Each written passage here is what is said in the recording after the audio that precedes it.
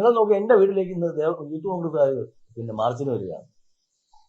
വീട്ടിൽ ഇന്ന് അമ്മയും കുട്ടികളും എന്താ പഠിച്ചത്? അല്ലെങ്കിൽ നിങ്ങൾ പറയൂ, ഇത് എന്റെ കാലഘട്ടത്തിലാണോ അല്ലെങ്കിൽ ഞങ്ങളുടെയൊക്കെ കാലഘട്ടത്തിലാണോ ഇത് നടന്നത്?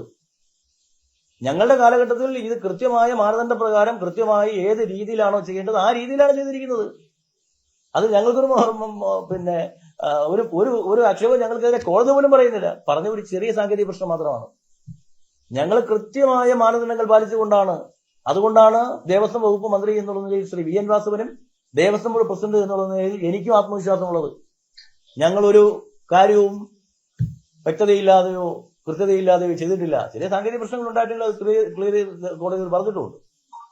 അപ്പൊ ഞാൻ പറയുന്നത്, നിങ്ങൾ തിടുക്കപ്പെടരുതേ, അന്വേഷണം വരട്ടെന്നേ.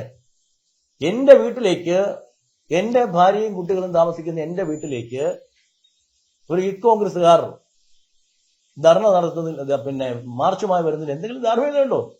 നിങ്ങൾ നോക്കൂ. അപ്പൊ ഇതൊക്കെ രാഷ്ട്രീയമാണ്. അതിനെ ഞങ്ങൾ അങ്ങനെയാണ് കാണുന്നത്. പ്രതിപക്ഷത്തിന് നിലവിലുള്ള ദേവസ്വം ബോർഡ് മന്ത്രിയുടെയും ദേവസ്വം പ്രസിഡന്റിന്റെയും രക്തം വേണം, അത് സ്വാഭാവികമാണ്. അവരാവശ്യപ്പെടട്ടെ. പക്ഷെ ഞങ്ങൾ പറയുന്നു, ഞങ്ങൾ എന്താണോ കോടതിയോട് ആവശ്യപ്പെട്ടത് അതനുസരിച്ചാണ് കോടതി അന്വേഷണ ഏജൻസിയെ ഫിക്സ് ചെയ്ത് തന്നിരിക്കുന്നത്. ഞങ്ങൾ അതിനെ സ്വാഗതം ചെയ്യുന്നു. അന്വേഷണം നടക്കട്ടെ. ഞാൻ പ്രതിയാണെങ്കിൽ പോലും വരട്ടെ. അതുകൊണ്ടാണല്ലോ ഞങ്ങൾ ആത്മവിശ്വാസത്തോടെ പറഞ്ഞത് അന്വേഷണം.